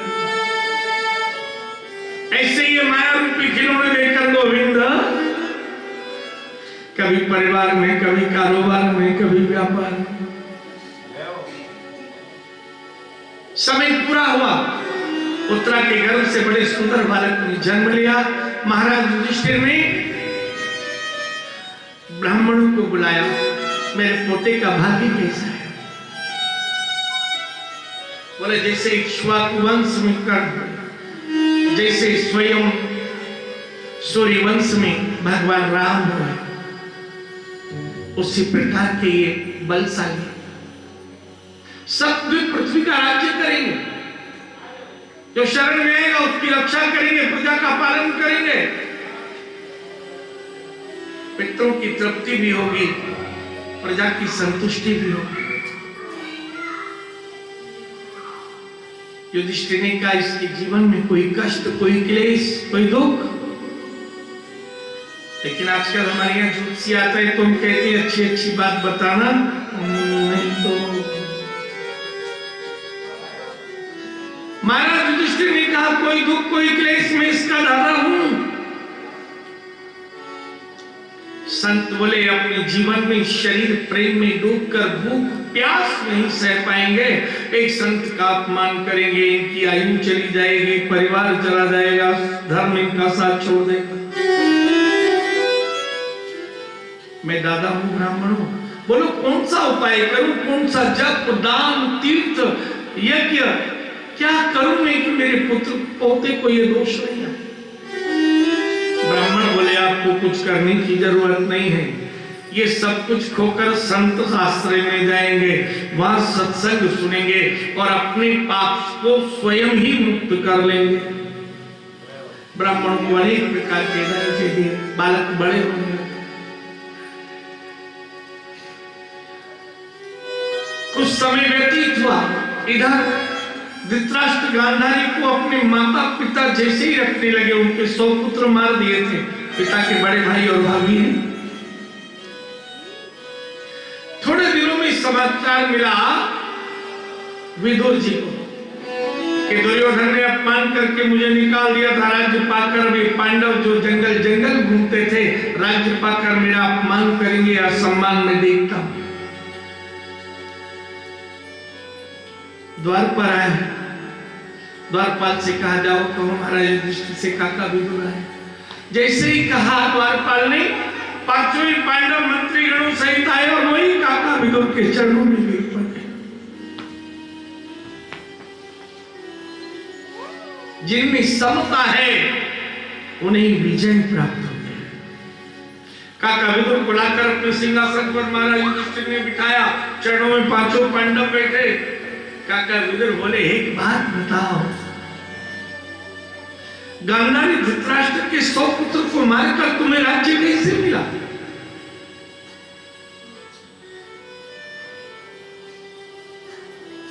अर्जुन बोले, काका विदुर, ये राज्य हमें नहीं मिला, ये राज्य कृष्ण को मिला है, उन्हीं की कृपा से मिला है और उनका ही मानकर हम इसमें रहते हैं। जिससे पुत्र छोटी अवस्था में पिता का घर मानकर रहता है, लेकिन जब बड़ा हो जाता है तो कहता है मेरे घर में पिताजी रहते हैं। छोटा बच्चा हो, मैं पिताजी के घर में रहता हूं, और बड़ा हो जाए तो पिताजी, माँ भी ऐसी होती है, बच्चा गोद में हो तो कहेगी मैं इसकी माँ हूं, और जब पैदल चल रहा हूं उंगली पकड़ के तो कहेगी ये मेरा बेटा है, पहले मैं इसकी माँ थी अब ये मेरा बेटा। बच्चा आंख खोल कर देखता है माँ पलट गई।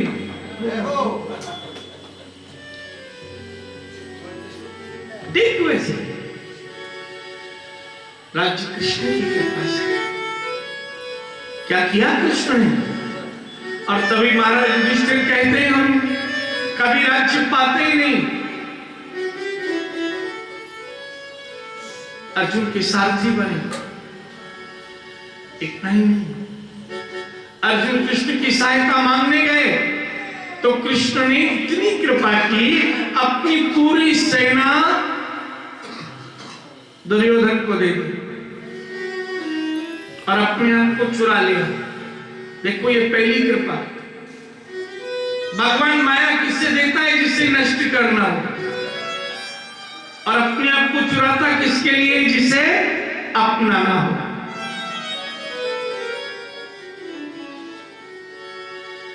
पहली कृपा। भीम बोले मैं क्या बताऊं, जब 12 वर्ष वनवास में थे तो एक बार प्यास लगी माता कुंती को, पत्नी द्रौपदी को, सुभद्रा, उत्तरा, पांचों पांडव, हम सबको। मैं सरोवर पर जल लेने गया तो वहां एक यक्षिणी मिली, हिडिंबा नाम की। उस यक्षिणी ने कहा अगर पानी लेकर प्राण बचाना है अपने परिवार के तो पहले मुझे पत्नी बनाना पड़ेगा, नहीं तो मैं जल नहीं दूंगी। मैंने आज तक कभी किसी को पति बनाने का विचार नहीं किया, पर तुम्हें मैं पति बनाऊंगा। अब परिवार के प्राण, हिडिंबा को पत्नी स्वीकार किया, गर्भधारण हुआ और उस हिडिंबा के हुए घटोत्कच नाम के दैत्य। भीम बोले मेरे अंश से घटोत्कच जन्मा। जब घटोत्कच बड़े हुए, इतने बलशाली थे, तो सर्पों की मां सुरसा ने अपनी अहिलावती नाम की सर्पिणी, जिसे कन्या का रूप दिया था, उससे घटोत्कच का विवाह कर दिया। समय पाकर उस सर्पों की कन्या अहिलावती और घटोत्कच से बब्रवाहन नाम का एक बालक जन्मा। बर्बरीक नाम से भी उससे जाना गया। उनका पालन 3 यक्षिणियों ने किया, क्योंकि यक्षिणी के परिवार में था। एक दिन बालक बोला, मैं पृथ्वी पर विचरण करना चाहता हूं एकांत में, तो तीनों माताओं ने एक एक बाण दे दिया। बोले किस लिए? बोले हम मां हैं, तुम्हें तुम्हारा रक्षा कवच देती हैं, एक बाण ही प्रलय कर सकता है, इतनी शक्ति है। जब युद्ध होने लगा महाभारत का, तो इलावती ने अपने पुत्र बर्बरीक को 3 बाण तरकस में बांध कर नीले घोड़े पर भेज दिया, जाओ युद्ध करना है, घर में युद्ध हो रहा है, घर के लोगों में। पुत्र ने पूछा किस ओर से युद्ध करूं, दोनों ही तो मेरे हैं। बोले हारे का सहारा बन जाना, जो हार रहा हो उससे विजय दिला दे। और जब वो बर्बरीक आ रहा था नीले घोड़े पर, भगवान कृष्ण एक ब्राह्मण बन गए, चंदन तिलक, पीला राधे राधे का कुर्ता, बढ़िया सी माला कंठ में रहा। योद्धा कहां जाते हो वीर, रुको रुको, महाभारत युद्ध में जा रहा हूं। मुस्कुराए, बोले केवल 3 बाण लेकर। बोले एक बाण मेरा प्रलय कर सकता है, दूसरे की आवश्यकता नहीं।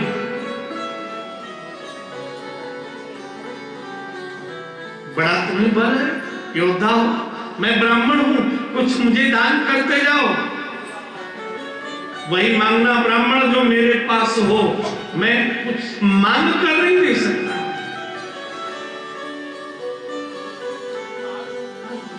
वही मांगूंगा जो तुम्हारा अपना तुम्हारे पास है, मांगो। बोले अपना मस्तक मुझे दे दो। मस्तक दूंगा, मैंने वचन दिया है, पर आप ब्राह्मण नहीं हो, आप हो कौन इतना तो बताओ। और तभी मुरलीधर ने अपना रूप बताया,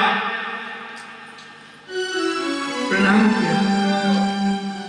बोले मेरी एक इच्छा है, उसे पूरी करना। उस युद्ध भूमि में सबसे ऊंचे पर्वत पर मेरे मस्तक को बिठा देना।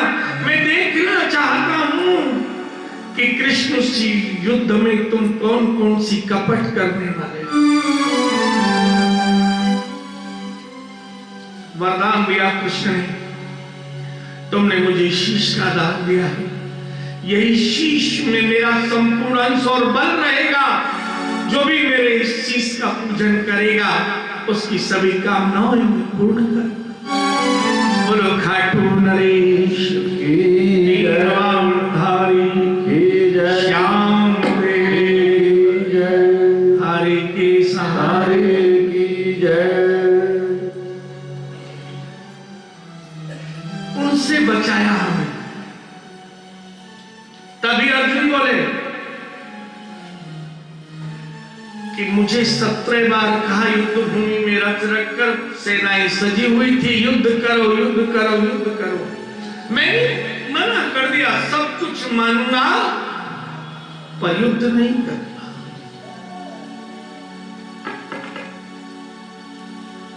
कई बार हमारे मन में एक बात आती है कि गीता संतों का ग्रंथ है, साधुओं का न, साधुओं का, गृहस्थियों का ग्रंथ है।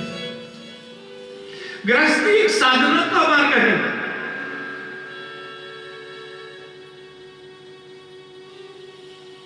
कैसे हो सकता है वो सन्यासी का ग्रंथ?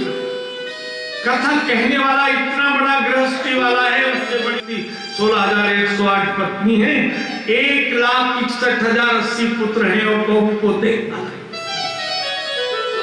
और ये सारे संसार के उन्हीं के हैं, तो कितने हुए गिनो। और जिसे कथा सुना रहे हैं वो कौन है? 2 पत्नियां हैं, एक सुभद्रा और दूसरी द्रौपदी। गृहस्थी को सुना रहे हैं।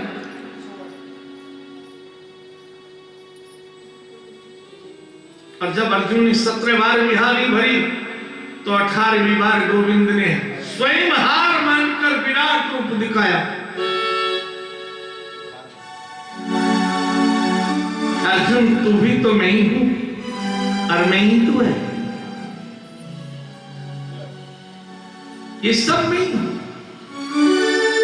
मैं ही जन्म दे रहा हूं कारण बनाकर, और मैं ही युद्ध करा रहा हूं। अपने लड़ते भी हैं तो मेरा ही रूप है, अपने प्रेम करते हैं तो वो भी मेरा ही। अर्जुन तेरा युद्ध तो पहले ही हो चुका, देख चतुरंगिनी सेना में निश्चय होता है, जितने हाथी सवार उससे 10 गुना रथ सवार, उससे 100 गुना घोड़ा सवार और उससे 100 गुना पैदल, ये चतुरंगिनी सेना।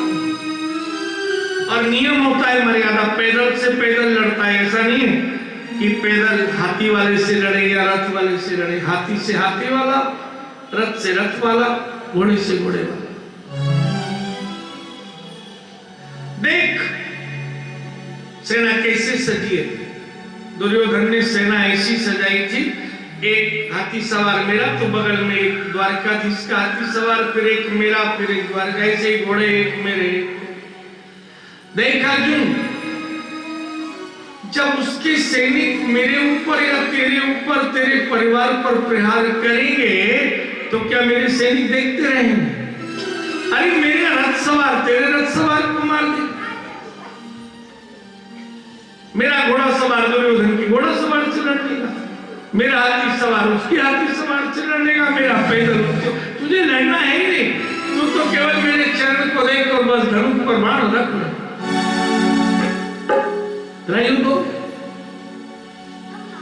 सच बात यह अर्जुन ने एक भी बाण नहीं चलाया, लेकिन कोई देख नहीं पाया। उसका कारण, योद्धा ने बाण छोड़ा, रथ के ऊपर बैठे थे ध्वजा पर हनुमान जी महाराज, वो मारते फूंक, वो उसका ही बाण उससे लग जाता, उससे लगता ये अर्जुन ने चलाया। 18वें दिन ये पोल पता लगी भीष्म पितामह को कि मैं 10 बाण मारता हूं, उधर से भी 10 ही आते हैं और वो मेरे ही वाले आते, नया कोई आता नहीं। ये हनुमान जी पवन तनय संतन हितकारी, ओ पवन तनय संतन हितकारी। वो पवन तनय आज युद्ध कर रहे हैं, केवल कृष्ण को देखते रहे, और जैसे ही पता लगा भीष्म पितामह ने काका विदुर रथ का पहिया तोड़ दिया कि रथ से अर्जुन गिरेगा तब तो बाण लगेगा, हनुमान जी कहां तक बचाए। और जैसे ही रथ से अर्जुन गिरे तो हनुमान जी बोले अब तक मैंने संभाला, आप गोविंद तुम संभालो। सोई रथ का पहिया उठाकर कवच बना दिया, और जैसे ही रथ का पहिया गोविंद ने उठाया, भीष्म पितामह ने अपने पूरे बाण धनुष रख दिया। कृष्ण की प्रतिज्ञा तुड़वानी थी, जिन हाथों में घोड़ों की डोर बांध थी उसमें शस्त्र उठाना था। और तब कहा अर्जुन अब तक तुमसे मैंने मना की थी बाण चलाने की, बाण चलाओ पितामह पर, क्योंकि इन्होंने मेरे उस रूप के दर्शन कर लिए जिस रूप से मैं युद्ध करा रहा था तुम्हें।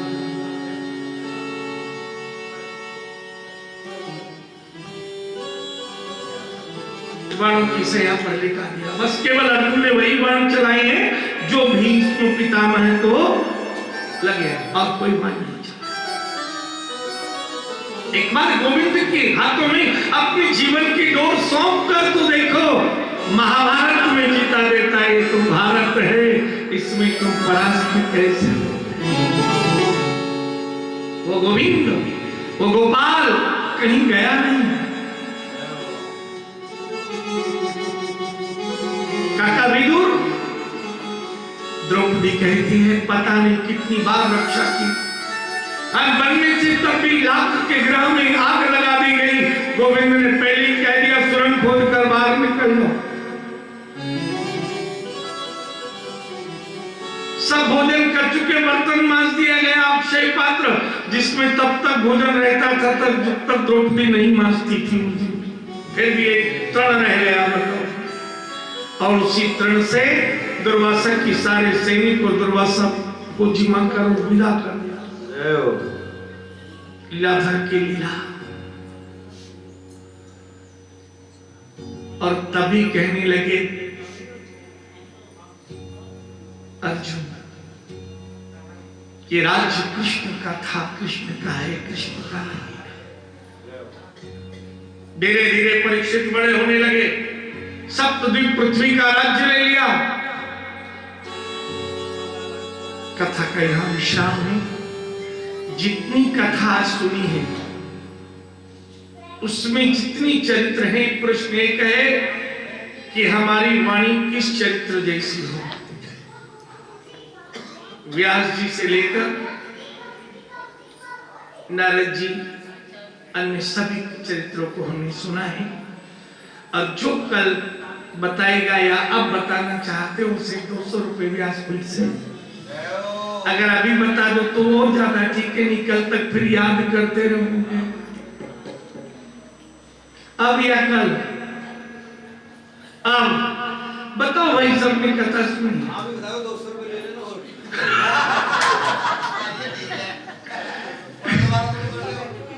घनश्याम भाई कह रहे हैं मुझे आप 200 ले लेना। आप बताओ, शायद किसी को, देखो बहुत कथा सुनते हैं माइक पर, टेलीविजन में। चलो आज मैं बताता हूं, पर कल से आप लोग जीतना, कल से 300 रुपए मिलेंगे। आज वाणी को पवित्र करने वाली कथा है। हमारी वाणी द्रौपदी जैसी हो। 5 बालकों के धड़ और मस्तक पड़े हैं तो भी उस अपराधी को क्षमा कर दिया।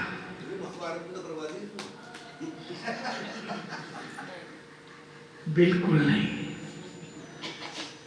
लीला अवतार लीला हो करते हैं। महाभारत का निमंत्रण कृष्ण ने लिया था, द्रौपदी ने नहीं। भगवान कृष्ण भोजन करने के लिए दुर्योधन लाए। अंतर समझे एक लाइन में, गांधारी के पति थे नेत्रहीन, जन्म से अंधे धृतराष्ट्र। वो जानते नहीं थे स्त्री और पुरुष क्या होते हैं। जब ब्याह हो गया तो गांधारी ने भी नियम लिया, जो सुख पति न ले वो मैं नहीं लूंगी। उसने आग से पट्टी बांध दी, संतान नहीं हुई। उससे किसी ब्राह्मण ने बताया शिव जी का नाम जपो, संतान हो जाए। भगवान शिव की आराधना की।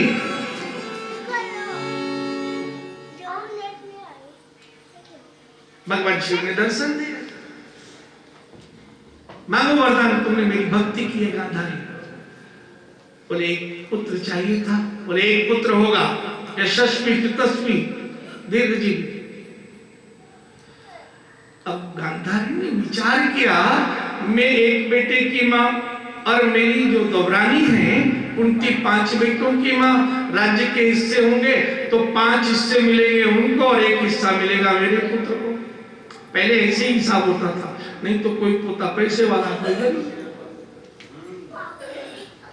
बोले मुझे 1 नहीं 100 पुत्र चाहिए ताकि राज्य के 100 हिस्से, और 5 तो कम होते हैं। भगवान शिव ने कहा 100 पुत्र तो होंगे, लेकिन गलती से अपनी चचेरे 5 भाइयों की संपत्ति रखना चाहेंगे तो 100 के 100 पुत्र मारे जाएंगे। गांधारी ने सोचा 100 तो बहुत होता है, ऐसा तो होगा नहीं। जब मेरे पुत्र को 100 पुत्रों को उनको 5। बोले हाँ, यदि मेरे पुत्र 100 अपने चचेरे 5 भाइयों की संपत्ति को रखे तो भले ही मान। अब वरदान देखिए, भगवान शिव चले गए 100 पुत्रों में 5 के हिस्सा रखने लगे। कालांतर में बड़ा बेटा था दुर्योधन, उसने अन्नपूर्णा माई की भक्ति की। ये पार्वती का एक अवतार है जो संपूर्ण बनकर हम पाते हैं। वही माता अन्नपूर्णा को प्रसन्न किया और दुर्योधन को वरदान दिया माता अन्नपूर्णा ने कि जिसको तुम अपना हाथ लगाकर भोजन कराओगे उसका अपना ज्ञान धर्म का बल नष्ट हो जाएगा और जो तुम कहोगे वही करेगा, वो तुमको ही सब कुछ मानेगा। अब दुर्योधन ने अपने हाथ कानून सबको खिला दिया। भीष्म पितामह, आचार्य द्रोण, कर्ण, दुशासन, अश्वत्थामा सब उनके अपने वश में हो गए। अब मां गांधारी को भी खिला दिया तो गांधारी भूल गई कि शिव जी ने मुझे वरदान दिया था कि अगर 5 से नहीं मारी तो 100 साल। अब भगवान कृष्ण को दुर्योधन ले गया रसोई में। ये देखो, ये मिठाई खटाई। भगवान कृष्ण जानते थे अगर इसके हाथ का छुआ अन्न खा लिया तो देख भाई, दुर्योधन भोजन तो 2 ही प्रकार से होता है, या तो तेरा मेरा प्रेम हो, या मैं इतना भूखा हूं कि मेरे प्राण चले जाएं। न तो मेरे पे कोई विपत्ति है और न ही तेरा मेरा प्रेम। मैं नहीं करूंगा। दुर्योधन समझ गया। देखता हूं कन्हैया कहां जाके भोजन करते हो। और आपने सुना ही है 12 वर्ष पहले काका विदुर ने निमंत्रण दिया, तब महल में थे, सचिव थे। और जिस दिन कृष्ण लौट कर चले गए हस्तिनापुर से, त्याग दिया था पद और महल, एक झोपड़ी बनाकर केवल केला खाकर अपने आप को जीवित रखते थे विदुर और विदुरानी कि किसी दिन कृष्ण है और एक बार मैंने जो निमंत्रण दिया है वो पूरा। आज 12 वर्ष बाद पहुंचे हैं, काका जी नहीं है अपनी झोपड़ी में, काकी स्नान कर रही है बाहर से। काकी मैं कृष्ण आए वो 12 वर्ष से भूखा हूं और सच कहूं काकी 12 वर्ष तक मैंने पेट भर के खाया ही नहीं। होश ही नहीं है कि मैंने कपड़े नहीं पहने, अपना पीतांबर उठा दिया, कच्चे केले का ग्योर ले आई, छिलका देख श्याम मुख माही गिरी गिरी गिर देती, गिरी को गिरा देती है छिलका। विदुर जी आते ही क्या करते, क्या तुम खाओगे इन गिरी को छिलका खिलाते? होश ही नहीं है। और तब इतने माही विदुर जी आए, गिरिधर को खाए। गिरिधर को जैसे ही गिरिधर बोले कहे कृष्ण तुम सुनो विदुर जी, सो स्वाद नहीं, इस गिरी में वो स्वाद नहीं है तो छिलके वो प्रेम रस। हम तो विदुर जी प्रेम के भूखे रूखे सूखे गीले, बस जैसा रूखी सूखी ताजी बासी हम तो वही खाते हैं, पर प्रेम से खाते हैं। आज वही वरदान था। भगवान कृष्ण ने 100 पुत्रों को वध करवाया मिलकर 5 पांडवों से, लेकिन ये कौन से थे जिनको श्राप भगवान शिव के द्वारा मिला था। शिव जो भी कार्य कहते हैं कृष्ण उसे पूरा कराते हैं। तो ये हम विचार त्याग दें कि द्रौपदी के कारण हुआ युद्ध भगवान शिव के वचन को निभाने के लिए कृष्ण ने पूरा कराया था और कृष्ण ने ही विजय प्राप्त कराई। किसी को कोई भी शास्त्र के विषय में प्रश्न करना हो, वेद पुराण, अभी 6 दिन है, तुरंत इसी गादी से उत्तर मिलेगा। श्री राधे बोलिए भागवत महापुराण। तो द्रौपदी जैसी वाणी हो, शत्रु भी सामने हो, तो भी मैं उसका सम्मान करूं। वो उस ग्लानि में इतना दुखी हो जाएगा कि मैं अपमान कर रहा हूं, ये सम्मान कर रहा है, वो चरणों में गिर पड़ेगा। मन से मद अहंकार सब नष्ट हो। 2 बार प्रभु का पावन नाम, आरती के बाद भजन करेंगे। आइए बोलिए आरती की तैयारी करो भाई। पहले भजन गाऊं? अच्छा भाई साहब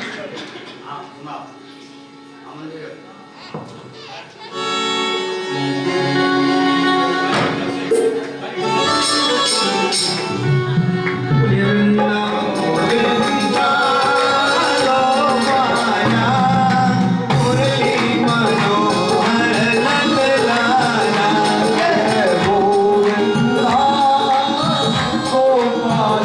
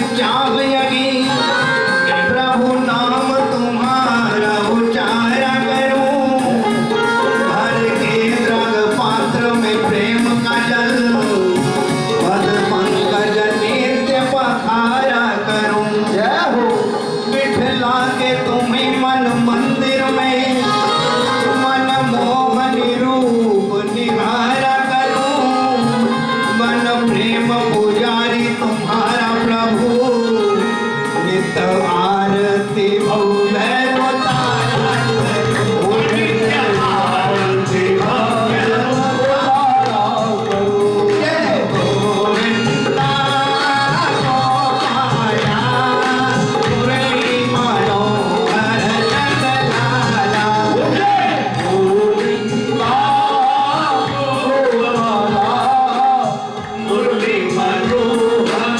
नंदलाला गोविंदा गोपाला मुरली मनोहर नंदलाला गोविंदा गोपाला मुरली मनोहर नंदलाला तेरे वृंदावन विपिन में पड़ा ही रहूं तेरे वृंदावन विपिन में पड़ा ही रहूं तेरे दर्शन की जिद पे अड़ा ही रहूं मेरी विनती यही अपना लो मुझे ब्रज का कोई फूल बना दो मुझे ब्रज का कोई फूल बना दो मुझे गोविंदा गोपाला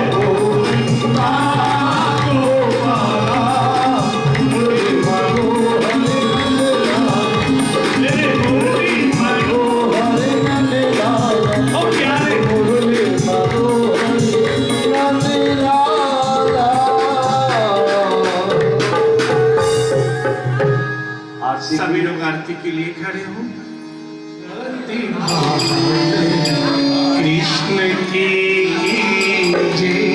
आरती वालो कृष्ण की जय। अपनो जन्म फल कर लीजिए। अपनो जन्म सुफल कर लीजिए। तन मन धन सब अर्पण कीजिए। तन मन धन सब अर्पण कीजिए। आरती राधा मोहन की कीजिए।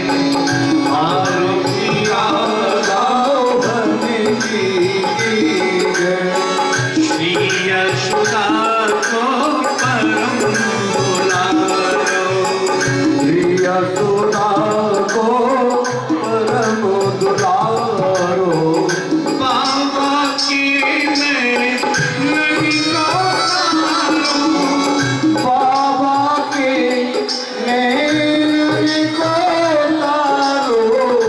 गोपिन के प्राण सो प्यारो। गोपिन के प्राण को प्यारो। इन पे प्राण न्योछावर कीजिए। इन पर प्राण न्योछावर कीजिए। आरती बाल गोविंद की कीजिए। आरती बाल गोविंद की कीजिए। आरती राधा रमण की कीजिए।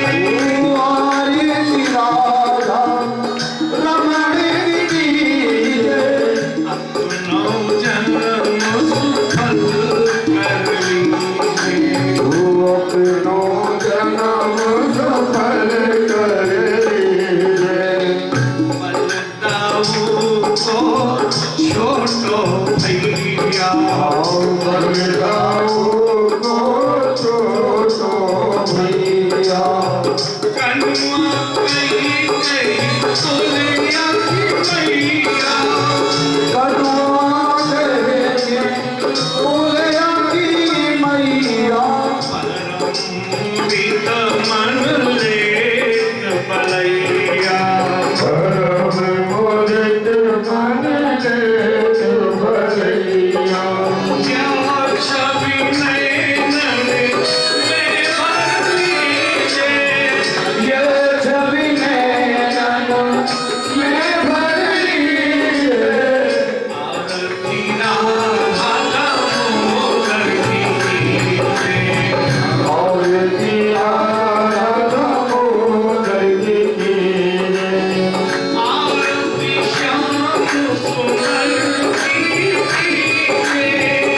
आरती श्याम सुंदर की कीजिए। अपनो जन्म फल कर लीजिए। अपनो जन्म सुफल कर लीजिए। श्री राधा वर सुधर कन्हैया। श्री राधा वर सुधर कन्हैया। ब्रज जनि को नव नीत खिवैया। जल जल गोरी नवनीत खिवैया। देखत ही मन नयन चुरैया। देखत ही मन नयन चुरैया। अपनो सर्वस्व इनको दीजिए। अपनो सर्वस्व इनको दीजिए। आरती आपकी बिहारी की। आरती मारे बिहारी की कीजिए। अपनो जन्म फल कर लीजिए। अपनो जन्म सुफल कर लीजिए। तो करी बोल में मधुर सुहावे। ओ करी बोलन मधुर सुहावे।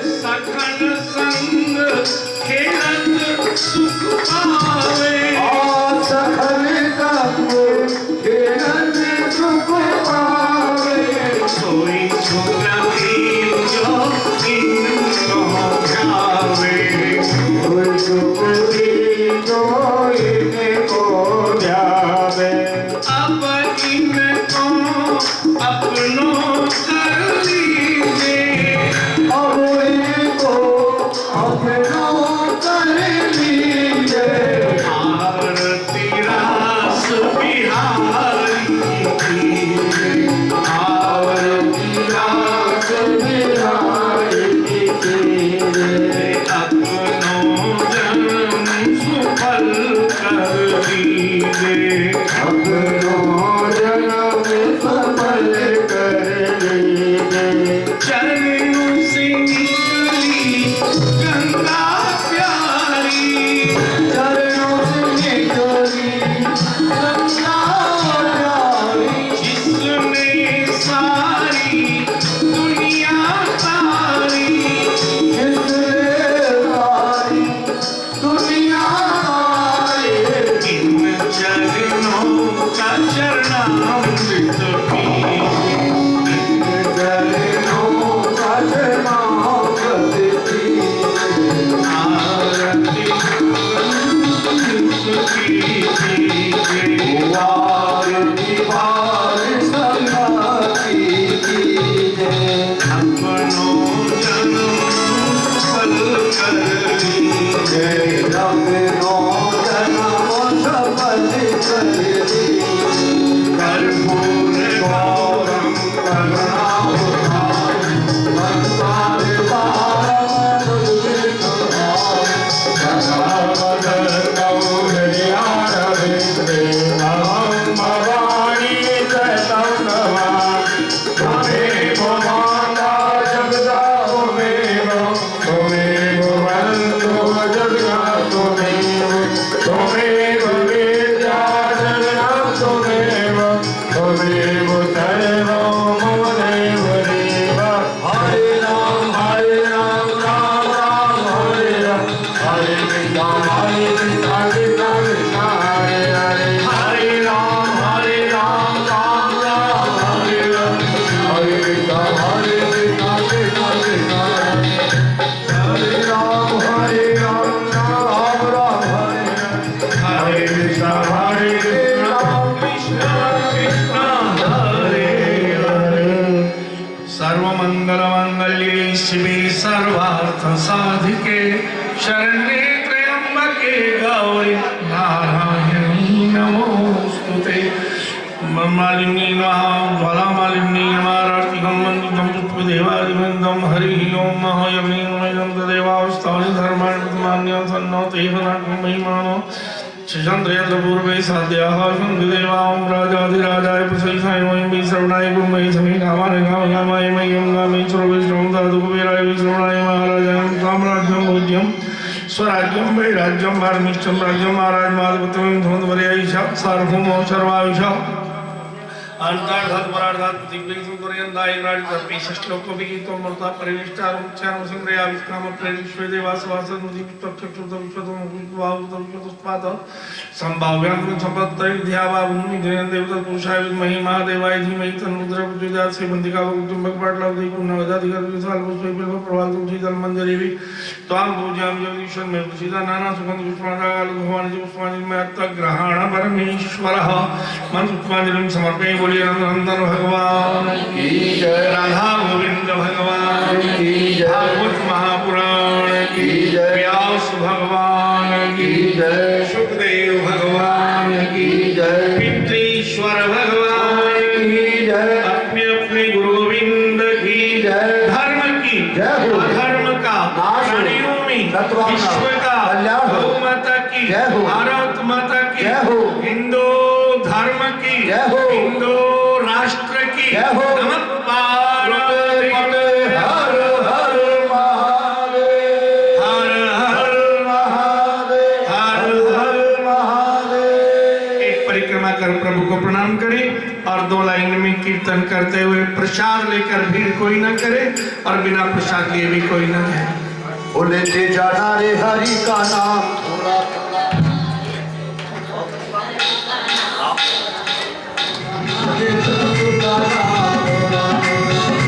थोड़ा जाना भूल न जाना कभी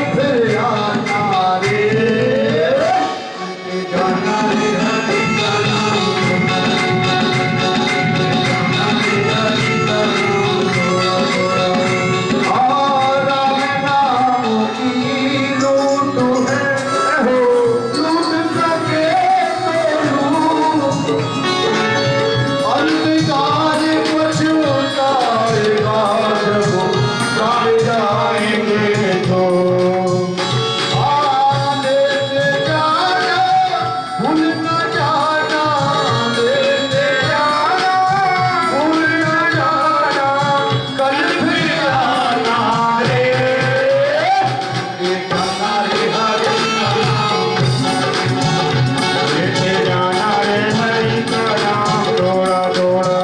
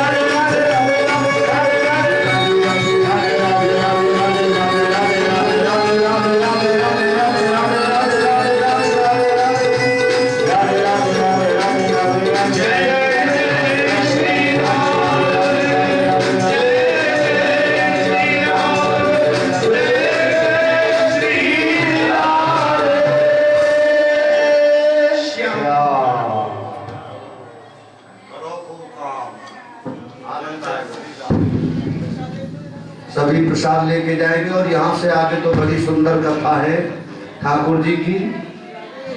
और आप लोग समय से आएंगे, समय से ही जाएंगे।